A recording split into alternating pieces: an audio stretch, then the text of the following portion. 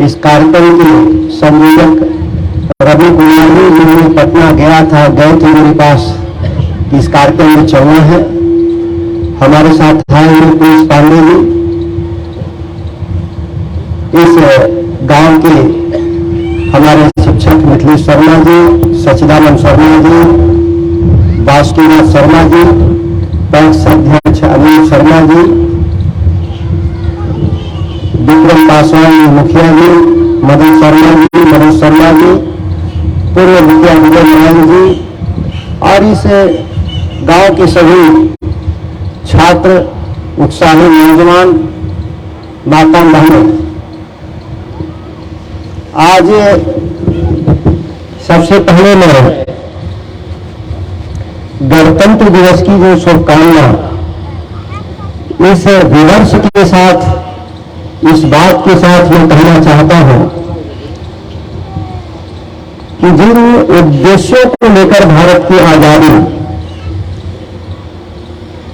की लड़ाई से हम जब निकल करके एक गणतांत्रिक देश के रूप में जब हम तब्दील हो रहे थे, और गणतंत्र का मतलब ही होता है जो अभी वर्तमान की जो हमारे संविधान के बारे में निर्धारित, हमारे जो संविधान के बारे में न्यायिका, कार्यपालिका और न्यायपालिका की जो समन्वय से चलने वाले जो सरकार बिहार में या राज्य में हो या देश में हो, क्या आज हम इतने वर्षों के बाद हम उन लक्ष्य तक पहुंचे हैं? क्या सवाल लक्ष्य क्या था जिसके लिए हम गणतंत्र की स्थापना कर रहे थे, या ये लक्ष्य क्या था हमारे पास जब हम देश की आजादी की लड़ाई लड़ रहे थे? जब हम लड़ाई के लक्ष्य को पता चल जाएगा तो हमको अपने आप मालूम हो जाएगा कि हम पहुंचे कहां हैं, हमारी यात्रा पहुंची कहां है। एक 75 सालों के भीतर जो मेरी यात्रा है, मैं ये नहीं कहता कि कोई समीक्षा करने का वक्त है, लेकिन 75 साल का राष्ट्र एक बूढ़ा राष्ट्र माना जाता है। कोई व्यक्ति के रूप में जन्म ले तो 75 साल में उसका माना जाता है कि वो बूढ़ा हो गया है और वो अंतिम का आदान पर है। लेकिन मैं कहा कि देश की आजादी का लक्ष्य क्या था, उसी में समाधान है। तो ये न्याय की भूमि स्वामी सहजानंद सरस्वती जी को याद करिए, या महात्मा गांधी को याद करिए। दो ऐसे बड़े पर्सनालिटी थे जो बिहार में कृषि क्षेत्र में आए संकट को समाधान की लड़ाई लड़ रहे थे। कहा जाता है कि इस देश का सबसे बड़ा किसान नेता साहब स्वामी सहजानंद सरस्वती, जो इसी इलाके के रहे, जिनका कर्म भूमि था, और महात्मा गांधी तो देश के बापू कहलाए, वो भी भारत के भीतर राजनीतिक अपने लड़ाई जिसको कहते हैं राजनीतिक यात्रा कहते हैं, वो आजादी की लड़ाई नहीं थी। महात्मा गांधी जब देश में आते हैं अफ्रीका से, तो कहते हैं उनके गुरु गोपाल कृष्ण गोखले कि कैसा भारत गांधी तुम चाहते हो? वह भारत गांव में बसता है, और एक साल यात्रा करो, मोहनचंद करमचंद गांधी फिर मुझसे आती मिलना कि देश कैसा बनेगा। और महात्मा गांधी पूरी यात्रा शुरुआत करते हैं तो चंपारण आते हैं, और एक साल की यात्रा में 4 महीने में बिहार रहते हैं। याद करिए, 4 महीने कोई साधारण समय नहीं होता, एक राज्य के भीतर गुजारते हैं, और एक राज्य के भीतर नहीं, एक जिला के भीतर गुजारते हैं। चंपारण तो संयुक्त चंपारण हुआ करता था, पूर्वी चंपारण पश्चिमी चंपारण दो अलग हो गया, एक बड़ा जिला था। और एक यात्रा से उनको ये समझ में आता है कि भारत सच में किसानों का देश है, भारत सच में गरीबों का देश है। और वो आए थे अफ्रीका से, बैरिस्टर थे, वो पढ़े लिखे कैम्ब्रिज यूनिवर्सिटी के थे, उनका वेशभूषा भी करीब करीब अंग्रेजों जैसा था। तब उन्होंने अपनी वेशभूषा को भी त्यागा था, और पैंट शर्ट सूट बूट जिसको कहते हैं, तब उन्होंने त्याग दिया था इस महाबिहार की भूमि पर। और मोहनचंद करमचंद गांधी से महात्मा गांधी के रूप में उनका ट्रांसफॉर्मेशन होता है। यही है किसान आंदोलन। यही है आजादी का लक्ष्य और कुछ नहीं। और किस तरह से ब्रिटिश हुकूमत भारत में शोषण कर रही थी सरकार के तौर पर। ब्रिटिश हुकूमत पहले ईस्ट इंडिया कंपनी थी, फिर सरकार बना लिया अंग्रेजों ने यहां पर। और अंग्रेजों ने जब सरकार बनाई तो कर क्या रही थी इस देश में? शासन करने उनका कोई लक्ष्य नहीं था।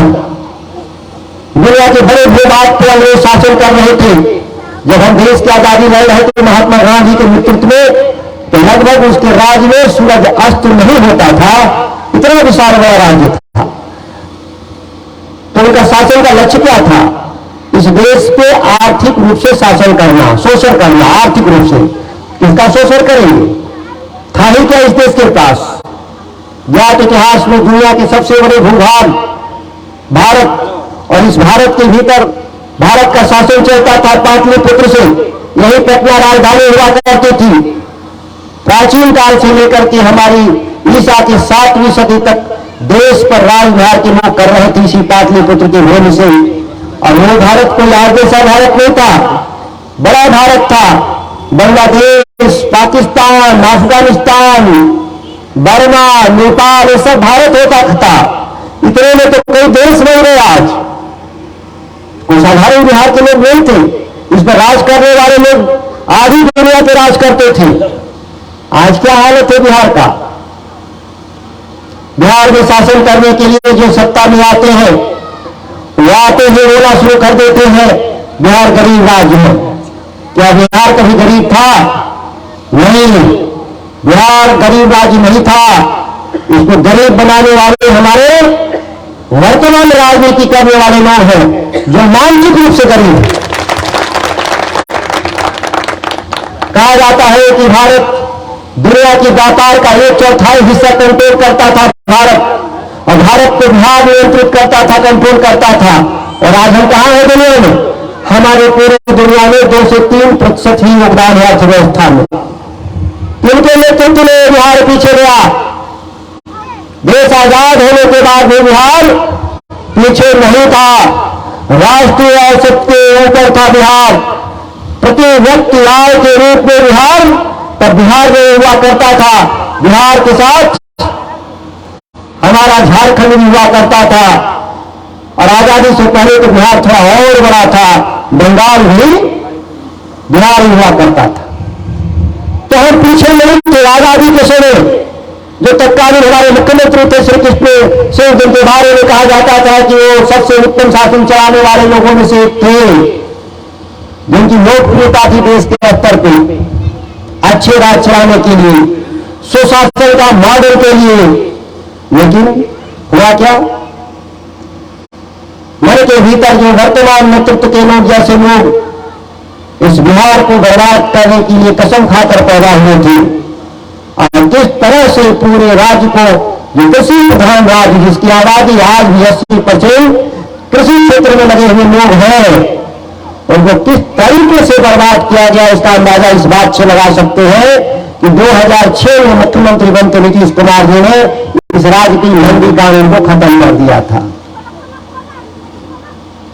अकेला एक मंडी कानून, मैंने कहा कि हमारे साथियों ने चर्चा किया, गार्जियन लोगों ने कृषि के क्षेत्र में अनेक समस्याएं होंगी।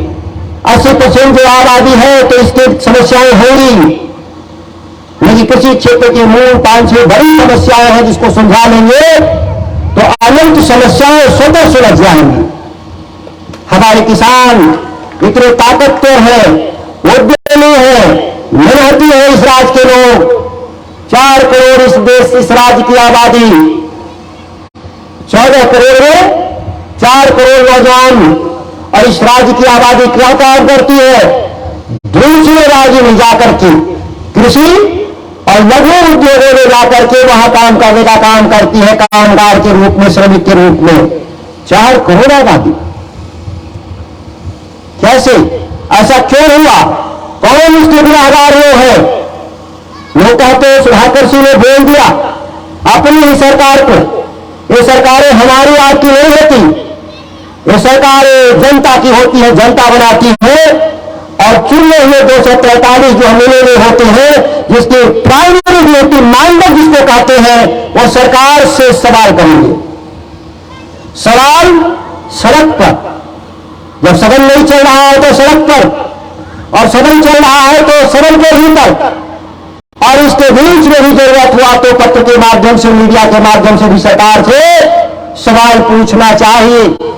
और मैं सवाल पूछ रहा हूं, ऐसा कोई सवाल नहीं है जो अपना ये रखे जिसका आप जवाब नहीं दे सकते। जवाब देने में रोका भी कौन है आपको?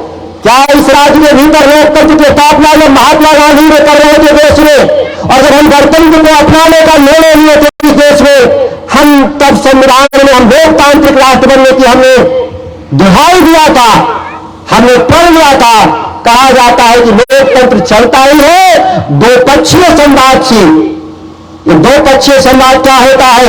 ऊपर नेता से संदेशरा गांव के किसानों तक, मजदूरों तक आता है, और किसानों और मजदूरों की जो समस्याएं हैं वो संवाद के जरिए दिल्ली तक जाएगा। अब ये बताइए कि दिल्ली में पत्र बांटा हुआ मुख्यमंत्री प्रधानमंत्री के पास टीवी चैनल है, अखबार है, सोशल मीडिया है, उसके जरिए गांव के बेलसार गांव तक खबरें आती है कि किसानों की आय को हम दोगुनी कर देंगे 2022 तक। किसान बड़ी प्रसन्न हुआ, चलो 22 तक हमारा इस देश में, हमारे राज्य के भीतर गरीबी खत्म हो जाएगी, हमारी आय दोगुना हो जाएगी। कृषि राज्य का विषय है। भारत सरकार कोई भी नीति नियम लाएगी तो राज्य सरकार के ही माध्यम से लाएगी, सीधे हस्तक्षेप नहीं कर सकती। भारत एक फेडरल स्टेट है जिसमें राज्यों की भी बड़ी भूमिका मानी गई है। लेकिन बेलसार गांव में अगर कोई समस्या है तो किसान का सीधे देश के प्रधानमंत्री और मुख्यमंत्री से बात करने का कोई साधन विकसित किया गया है? नहीं, कोई साधन नहीं विकसित किया गया इस देश में। और वो एक ही साधन है, वो है जनप्रतिनिधियों का चुनाव। अगर देश की सरकार से बात करनी है तो आपका सांसद बात करेगा वहां जाकर के आपके पक्ष में। बिहार विधानसभा में जब मुख्यमंत्री से आपकी समस्या होगी तो विधायक आपकी बात करेगा, और जिला पे जब बात करना होगा कलेक्टर से तो विधायक भी बात करेगा, और जिला परिषद जो पंचायती राज के माध्यम से, और ये ब्लॉक पर काम करना होगा तो उसके लिए मुखिया पैक्स अध्यक्ष लोग हैं। यही है लोकतंत्र की स्थापना में हम तंत्र हैं। हम संवाद करने के लिए आपकी समस्या जो हमने सुना, इसी समस्या को हम पटना और दिल्ली जाकर कहेंगे। लेकिन यहाँ तो जवान बंद करने की बात हो रही है, आपके चुने हुए प्रतिनिधि का जवान बंद करने की बात हो रही है। इसलिए मैं आप नौजवानों से अपील करना चाहता हूं, आपके हाथ में इतनी ताकतवर टेक्नोलॉजी है जो सरकारों को हिलाने के लिए काम करती है। ट्विटर, फेसबुक, इंस्टाग्राम, व्हाट्सएप और भी कई टूल्स हैं, लिंक्डइन, कई तरह के, जिसको मैं भी इस्तेमाल नहीं कर पाता हूं क्योंकि मैं एक नई पीढ़ी और पुरानी पीढ़ी के बीच की एक पीढ़ी हूं, जिसका मेरा उम्र करीब 45-48 साल हो गया। मैं दिल्ली यूनिवर्सिटी से जब पढ़कर आया था तो टेक्नोलॉजी नहीं था, तब भी हम लोग मानते थे कि उस दौर में जो हमारा प्रशिक्षण हुआ था वो हम अपने बातों भाषणों के जरिए या पत्रों के जरिए ही हम सरकारों से संवाद स्थापित करने का तंत्र था।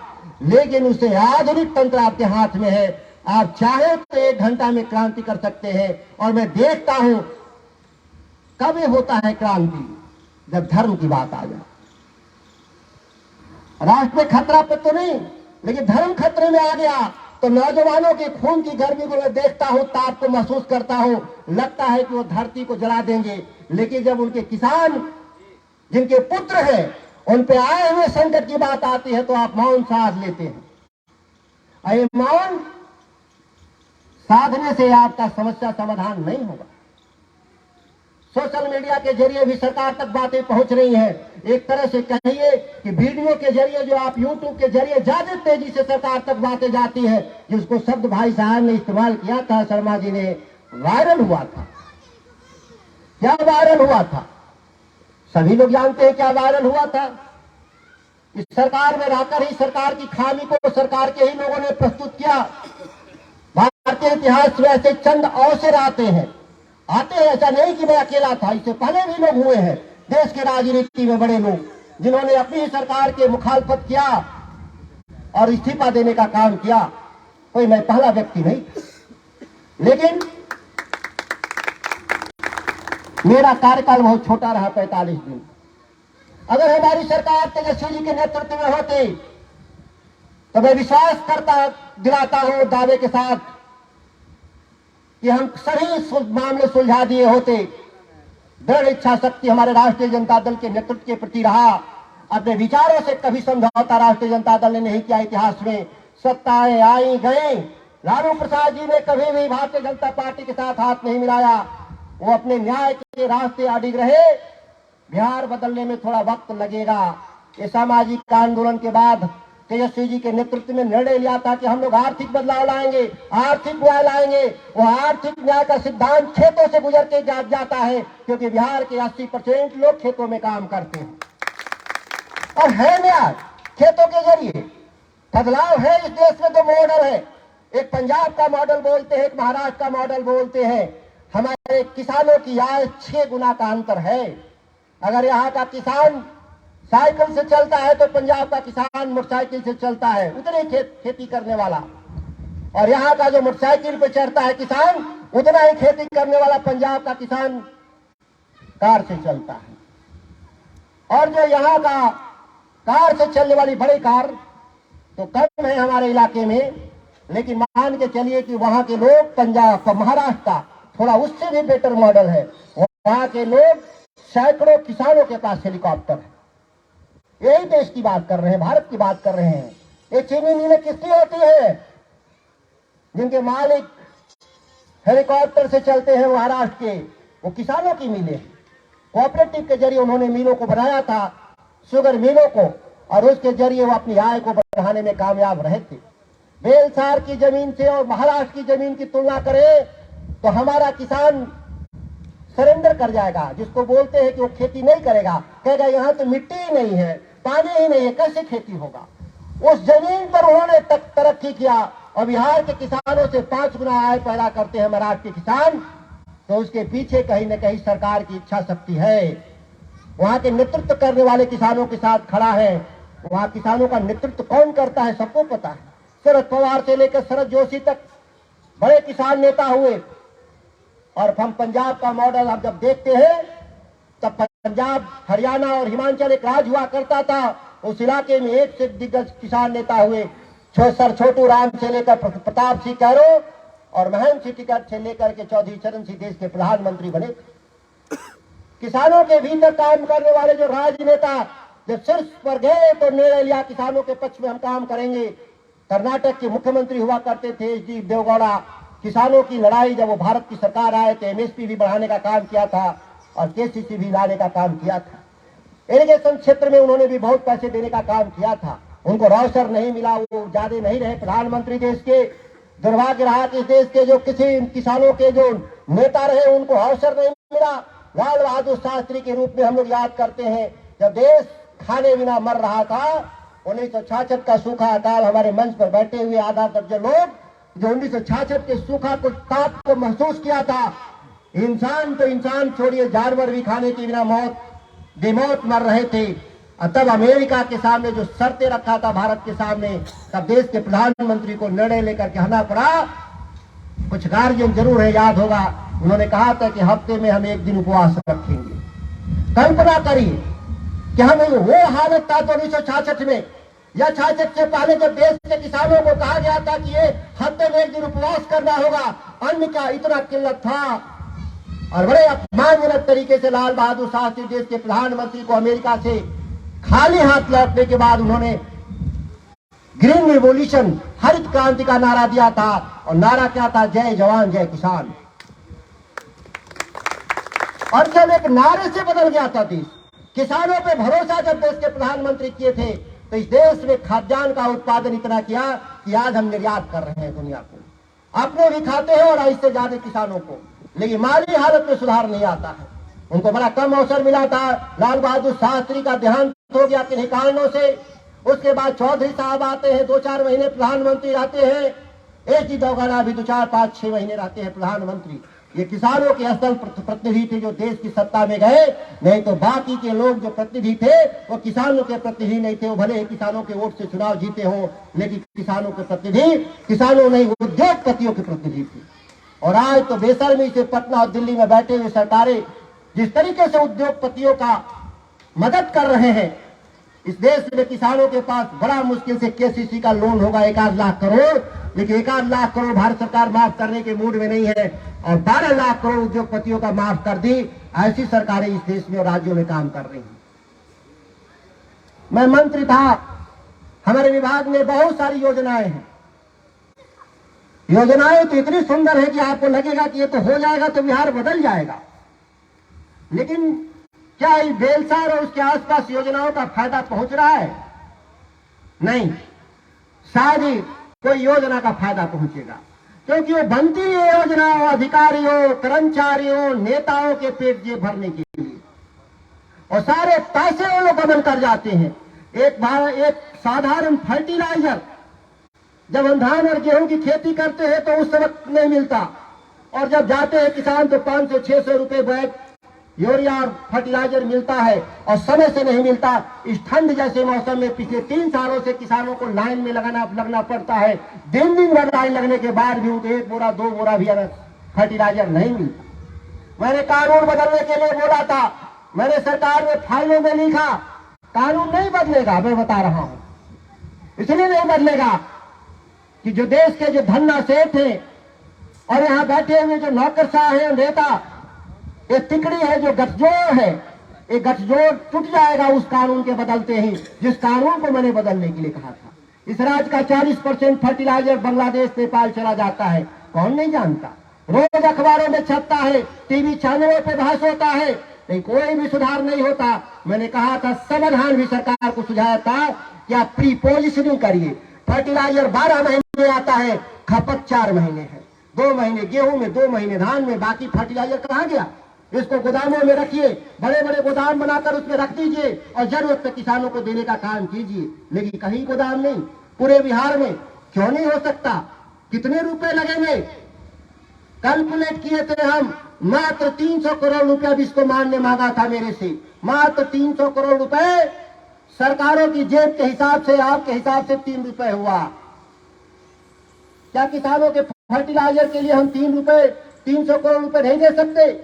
जिस राज्य के भीतर 5-5 हजार करोड़ के पुल बन रहे हैं, 10-10 हजार करोड़ के रोड बन रहे हैं, क्या उस राज्य के किसानों के लिए 300 करोड़ रुपए? और 300 करोड़ रुपए केवल खर्च नहीं था, पूंजी उन्होंने मांगा था। 12 करोड़ रुपए खर्च लगेगा ब्याज के रूप में। 12 करोड़ रुपए, जिस विभाग का 4000 करोड़ का बजट हो कृषि विभाग, वो 12 करोड़ रुपए नहीं खर्च करेगा। लेकिन 12 करोड़ से केवल बिहार के भीतर जो 20,000 करोड़ का जो काला बाजार खड़ा है वह ध्वस्त हो जाएगा। इसकी चिंता लोग कर रहे थे, किसानों की चिंता नहीं करने का काम किया था। केवल 12 करोड़ ब्याज देना था, 300 करोड़ की पूंजी देनी थी, जो पूंजी अस्थायी रहने वाली थी विश्वकर्मा को, लेकिन नहीं दिया। बिहार की सरकार में बैठे हुक्मरान ने मेरा इस्तीफा लेने का निर्णय लिया, बिहार के किसानों को फर्टिलाइजर देने का निर्णय नहीं लिया। हम विषम परिस्थितियों में गुजर रहे राज्य के भीतर। मैंने कहा अनंत समस्याएं हैं, समस्याएं क्या गिनाएं? हम तो कहें कि 2-4 समस्या बताते हैं जिसका समाधान अगर राज्य सरकार निकाल ले, और समाधान भी मैंने सुझाया था। मैं आलोचना के लिए आलोचना नहीं करता, मैं कहता हूं कि मुझे तो इस काम को मैं करके दिखाऊंगा। हम उन लोगों में से नहीं है कि फला को हटा दो, फला व्यवस्था हटा दो, नहीं, मैं इसमें विश्वास नहीं करता। मैं विश्वास करता हूं नई व्यवस्था कायम करने में। नई व्यवस्था के लिखे हुए फाइलों में सैकड़े आदेश मेरे आज भी कूड़ेदान में फेंक देने का काम करने वाले लोग, बिहार की सरकार के लोग सार्वजनिक बहस में लाए नीतीश कुमार जी कि मेरे निर्णय और जनता के बीच में ले जाइए। आपके पास, सरकारों के पास तंत्र है, आप विधानसभा में एक दिन का बहस करिए और लोगों से कहिए बहस करने के लिए कि जो हमने नीति प्रस्तावित किया था वो नीति में क्या गड़बड़ी थी। मैं स्वीकार कर लूंगा अगर गलत होगा, लेकिन जो सही है तो उसको भी आपको स्वीकार कर लेना चाहिए। लेकिन नहीं करोगे। असल अदानी और आडवाणी के एजेंट है हमारे मुख्यमंत्री नीतीश कुमार, असल एजेंट। कैसे? ये देश के कृषि मंत्री हुआ करते थे। ये अपमानजनक शब्द है। अडानी और अंबानी के एजेंट इसलिए है कि 2000 में के देश के कृषि मंत्री थे, और कृषि मंत्री के तौर पर ही जो 3 कानून अभी दिल्ली में आए थे, इस कानून का ड्राफ्ट पेपर नीतीश कुमार ने बनाया था, और उस ड्राफ्ट पेपर के आधार पे दिल्ली की सरकार वाजपेयी जी की चली गई, वह कानून नहीं बना, वह कानून आके मोदी जी ने लागू किया, जिसको किसानों ने लड़कर वापस कर दिया। लेकिन बिहार में 2006 में कानून लाए थे, मंडी कानून को समाप्त कर दिया था, यही नीतीश कुमार। छात्र लोग हैं, इसलिए सारे लोग बच्चे बाहर जाते हैं पढ़ने कि बिहार की डिग्री 3 साल की जगह 5 साल में मिलती है। आप मगध यूनिवर्सिटी के इलाके के हैं, पता चला कि रिजल्ट ही गायब है बच्चों का। ऐसी भी सरकार चल रही है, लाखों बच्चों का कॉपी गायब हो गया, रिजल्ट गायब हो गया। क्या सरकार चला रहे हैं? कह रहे हैं कि हम सुशासन का राज है। नहीं, ये सुशासन का राज नहीं है। मैं शब्द खड़े हो जाएंगे, उस शब्द को मैं इशारे में छोड़ देता हूं कि सुशासन का राज नहीं। दिक्कत क्या है ना कि मैं खड़ा शब्द जब इस्तेमाल कर देता हूं ना, ये सोशल मीडिया वायरल कर देता है और विमर्श को बदल देता है, मुद्दे गायब हो जाते हैं। और मैं मुद्दे पर बात करता हूं, इसीलिए कड़े शब्द का इस्तेमाल से मैं थोड़ा बच रहा हूं, और आपने भी जो कहा है इसीलिए मैं उसे बच रहा हूं। साथियों, नीतीश कुमार जी के बारे में जानिए थोड़ा सा, 2 मिनट, ज्यादा वक्त नहीं लूंगा। आपसे दूर के नहीं है, बहुत दूर नहीं है यहाँ से नवादा नालंदा। हमको लगता है कि 100 किलोमीटर की दूरी पे नालंदा होगा, और आपकी रिश्तेदारियां बहुत होंगी उस इलाके में। ये जब आए राजनीति करने मेरे जैसा, मैं तो एमएलए हूं, उस समय एमएलए वो नहीं थे, तो एक पर्चा छाप के घूमते थे। उस पर्चा पे कहे थे कि हम मोकामा, बाढ़, बढ़िया का ताल की समस्या से हम मुक्त कर देंगे। जैसे नहीं चाचा कर रहे थे आहर पाइन कोई 100 एकड़ का है, गड़बड़ हो जा रहा है, तो वह 1.25 लाख हेक्टेयर है। वो 1.25 लाख हेक्टेयर का मतलब हो गया करीब करीब 3 लाख एकड़, और बीघे में छोटा बड़ा बीघा होता है तो आप अंदाजा लगा लीजिए कितना बीघा। उसको हम ठीक कर देंगे। साहब जी उसी पर्चे को बांट बांट करके, धरना प्रदर्शन कर करके 85 में मेले हुए, 90 में सांसद हो गए, 90 में ही कृषि राज्य मंत्री हो गए, फिर भारत सरकार में कैबिनेट मंत्री हो गए, फिर वहां से यहां बिहार के मुख्यमंत्री हो गए। मैंने जितना पद होता है लोकतंत्र में प्रधानमंत्री को छोड़ करके, वो सब पद उनको मिल गया। लेकिन 1.25 लाख हेक्टेयर में जो जल जमाव की जो समस्या थी किसानों का, एक बाल बाका नहीं हुआ। समस्या जस की तस है। तो या तो आप अक्षम है, काम करने में अक्षम है, क्योंकि घर भी है वहीं पर उनका, उसी दियरा में हर रोज, या फिर झूठ बोल रहे थे। 2 में से एक होगा। या तो समस्या थी नहीं, आप झूठ बोल रहे थे, या फिर आप अकर्मण्य और अक्षम आदमी है, इसीलिए समस्या का समाधान नहीं हुआ। दोनों में से एक बात बिहार की जनता को बता दीजिए। लेकिन बताएंगे नहीं। कहते क्या है कि आखिर जनता ने मुझे यहां बताया है पटना की कुर्सी पर, भले चुनाव नहीं लड़ते, वो पीछे से विधान परिषद के जरिए आते हैं, चुनाव लड़ते नहीं जब से मुख्यमंत्री है। कहते हैं हमको जनता ने बैठा दिया। यही हम आपके लोगों से कहना चाहते हैं। अब आपको निर्णय लेना है कि अपने काम के लिए सरकार बनाइएगा, अपने काम के लिए जनप्रतिनिधियों का चुनाव बनाइएगा, या किसी की सत्ता में भागीदारी के नाम पर कि हम सत्ता में भागीदार हैं इसीलिए सरकार बनाइएगा। निर्णय आपको लेना। हम बिहार के किसानों से एक ही बात कहना चाहते कि आप तकलीफ में है तो निर्णय ले लीजिए। मैं ये नहीं कहता किसको वोट देना, ये मैं नहीं कहूंगा कभी भी। जहां मर्जी आप वोट दीजिए, जिस पार्टी को वोट दीजिए, जिसको मर्जी विधायक बनाइए, लेकिन एक अपने बात तो कर लीजिए जो जनप्रतिनिधि चुनाव लड़ने वाले हैं कि काम करिएगा कि नहीं, और काम तय कर लीजिए। इस राज्य के किसान का अलग अलग इलाके में अलग अलग समस्या है, ये भी मैं बता रहा हूं। सामूहिक समस्या नहीं है। सामूहिक समस्या केवल बाजार है, मंडी, जहां हमको लाभकारी मूल्य मिल सके। लेकिन जो उत्पादन की समस्याएं हैं वो अलग अलग हैं। बिहार में मक्के का इलाका अलग है, गन्ने का इलाका अलग है, हमारा धान गेहूं का इलाका जिसको हम लोग मगध बोलते हैं, जिसको हम लोग शाहाबाद बोलते हैं, सोन के आसपास के इलाके ये अलग है, और गंगा के किनारे अलग है। वो बक्सर से लेकर के कहलगांव, सुल्तानगंज तक की किसानों की समस्याएं अलग है। ये 4 हमारा जियो क्लाइमेट है उत्पादन को लेकर के। ये अलग अलग समस्या है, इसका समाधान होगा। मैं अभी भी कहता हूं सरकार को, आप इनपुट पर नहीं जाइए, खेती कराने के नाम पे मत जाइए।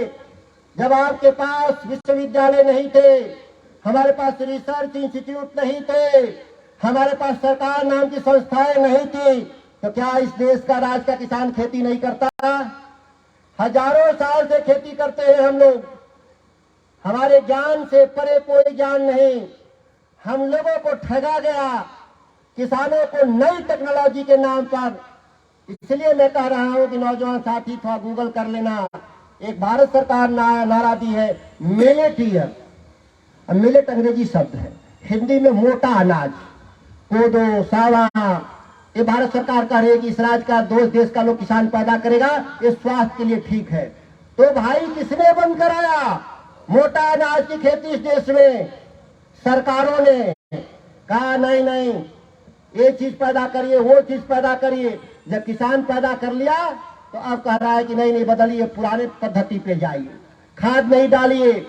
नहीं कहता है ऑर्गेनिक खेती, आजकल कहता है प्राकृतिक खेती कहता है। ये प्राकृतिक खेती को किसने बर्बाद किया? देश की सरकारों ने कहा कि नहीं, यूरिया डालो, पेस्टिसाइड डालो, उत्पादन बढ़ाओ। और जब आज हम कर दिए ये तो कह रहा है हटाओ हटाओ हटाओ। भाई ये साफ करो कि करना क्या चाहते हो, कराना क्या चाहते हो। इसलिए मैंने कहा कि जब किसानों के स्वविवेक से ही हम खेती में आगे जाना चाहिए, ये झांसे में जाने की जरूरत नहीं। हाँ, तब सरकार की भूमिका है, वो है बाजार उपलब्ध कराने की। दुनिया के बाजार से जोड़ने के लिए हमारे पास मंडियां होनी चाहिए, बड़ी मंडियां होनी चाहिए, हर 10 किलोमीटर पे होना चाहिए। पहले मंडियां बनी थी 50 किलोमीटर पे बिहार में, 54 मंडी है। इससे काम नहीं चलेगा। 54 को तो बर्बाद कर ही दिया, 54 को वापस आने से भी बिहार का भला नहीं होगा। हमको कम से कम बिहार में हर अनुमंडल में एक बड़ी मंडी होनी चाहिए, हर बड़े सेंटरों पे बड़ी मंडी होनी चाहिए। पटना में, भागलपुर में, दरभंगा में, मुजफ्फरपुर में बड़ी मंडियां होनी चाहिए। ये छोटी मंडी नहीं, बेटा दाऊद नगर, ये 2 मंडी आपके बगल में है, इतनी छोटी नहीं, ये छोटी मंडियां हैं। बड़ी मंडियां जहां लाखों लोग को रोजगार पैदा होगा। ये जो नई पीढ़ी के लोग हैं, एग्रो बिजनेस लीडर बनने का काम करें। आज सबसे ज्यादा अवसर है वो कृषि के क्षेत्र में अवसर है। आज सबसे ज्यादा मैं इसी खाद्यान्न के कारोबार में लगा हुआ था। ये मंडियां जब तक थी हम लोग काम करते थे। जब मंडियों को इन्होंने बर्बाद किया तो हमारे सारे कारोबार, बिहार में 3000 राइस मिल मैंने लगवाया था घूम घूम कर करके। सन 2002 में मेरी पहचान छोटी हुआ करती थी, लेकिन मैं पूरे बिहार में घूम घूम करके करवाने का काम किया था। और नीतीश कुमार 2006 में आकर के इनको बंद करने का काम किया। और आज देखे होंगे धान खरीदने वाले लोग जो है, सरकार के लोग इतने नियम बना दिए हैं। ये पैक्स अध्यक्ष बेचारे, इन पर मैं कभी नहीं दोष देता। ये चुने हुए प्रतिनिधि आपके घर के लोग हैं, इनसे सरकार जो काम करवा ले खराब काम। और खराब काम क्या है कि किसी को भी 1700 से ज्यादा पैसा नहीं मिल रहा है धान का, जो अभी पैक्स के माध्यम से। कौन इसमें दोषी है? इसमें बिहार की सरकार।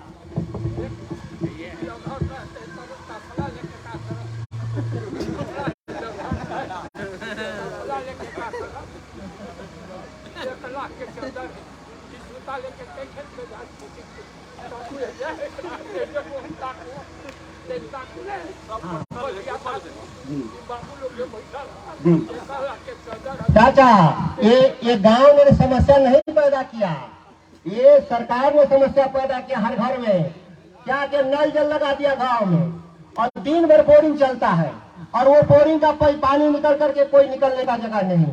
सरकार को दिमाग लगाना चाहिए। मैंने कहा कि नई समस्या पैदा कर दिया। मैं कृषि क्षेत्र में मैं बोल रहा था, हम इन समस्याओं को अलग से मैं चर्चा करता। ये है, आश्चर्य नहीं है क्या कि गांव के पहले कहाँ पानी इतना आता था, ये नए पानी कहाँ से पैदा हो गए। हर गांव में 10 एकड़, 15 एकड़, 20 एकड़ पानी में डूबा हुआ है। मैं कैबिनेट में बोला था, बिहार की सरकार ने मुख्यमंत्री के सामने कहा कि आपने पानी तो पिलाया, लेकिन किसानों को भी खूब पानी पिला दिया। लोगों को पानी पिलाने में आप किसानों को भी पानी पिला दिया। अगल बगल के खेतों में भरे हुए हैं पानी, जिसका समाधान आपको करना चाहिए, लेकिन नहीं करेंगे लोग। एक समस्या है, चाचा का वाजिब चिंता है, जो उनके जो आसपास वो देख रहे हैं उस चिंता को जाहिर कर रहे हैं। और हम लोगों ने इस चिंता को हमने अवगत कराया था सरकार में, लेकिन सरकार के स्तर पर जो विफलता है वो कृषि क्षेत्र से लेकर के सभी क्षेत्रों में है। मैं बताया कोई एक क्षेत्र में नहीं, अनंत है समस्याएं। हम तो केवल 2-4 मूल सवालों को मैंने बता रहा था। अगर इसका समाधान करिएगा तो बाकी समस्याएं भी सुलझ जाएंगी, ये भी मैं बता रहा हूँ। बची हुई जो छोटी छोटी समस्याएं हैं ये बड़ा आसान है इसको मेंटेन करना। इस देश में भूगर्भ चार्ज करने की बात किए जा रहे हैं। जो पानी है हमारे पृथ्वी के ऊपर बारिश से हुआ है या नल जल का पानी निकला है, इसको बोरिंग के जरिए भूगर्भ जमीन के भीतर ले जाने का बड़ी छोटी टेक्नोलॉजी है, जिसको सोख्ता बोलते हैं गांव देहात में जी। लेकिन ये बड़ा छोटा है, लेकिन सरकार नहीं कर रही है। हर गांव में 10-20 सोख्ता बना दे बड़े स्तर पे, ये सारा पानी 11 महीने का भीतर चला जाएगा। और बारिश का तो 1 महीना पानी जो ज्यादा होता है वो तो नहरों के जरिए नदियों के जरिए निकल जाएगा। ये छोटी पानी, लेकिन कोई सलाह नहीं लेना चाहता सरकार में। लगता होगा कि उसमें पैसा वैसा नहीं बन पाता होगा, कुछ तो है ना। समस्या छोटी है, समाधान भी छोटा है, खर्चे भी कम लगेंगे, तो लोगों को लगता होगा कि इसमें कुछ बन नहीं पाएगा, अपना नहीं बन पाएगा। मेरे सरकार में बैठे हुए लोगों को लगता होगा, समझ गए ना पूरी बात। अब इसीलिए उसको समाधान नहीं ढूंढ रहे हैं, या फिर सोच रहे हैं कि थोड़ी समस्या और बड़ी हो जाए, गांव में झगड़ा हो जाए, सर फूट जाए, लाठी चल जाए, हजारों थाने में केस चला जाए, तो समाधान। जैसे कि दारू बंद कर दिया था लोग, अभी भी बंदे हैं, चालू है। हाँ ठीक है, वो चालू होगा, वो तो क्या नीतीश जी के हिसाब से बंद है और लोगों के हिसाब से चालू है। अब हमारी बात तो माइक में जा रहा है भाई, बात सुन लो, और आपकी बात नहीं जा रही है तो लोग कहेगा कि हम बोल रहे हैं, जबकि हम बोल रहे हैं आपके कहने से।